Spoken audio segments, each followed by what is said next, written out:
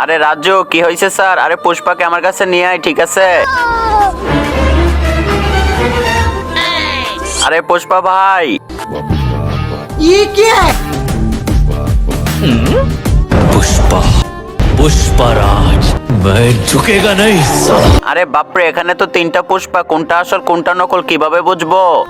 এই তো আইডিয়া পেয়েছি, তাড়াতাড়ি টাকাটা বের করে ফেললি। আরে তুই কি জানিস না পুষ্পা কখনো ঝুঁকে না? আরে বাইরে এটা কি বলে? দাঁড়া, টাকা তো তোর বাপকে ওঠানো লাগবে, এখনই দেখছি। अच्छा बेटे।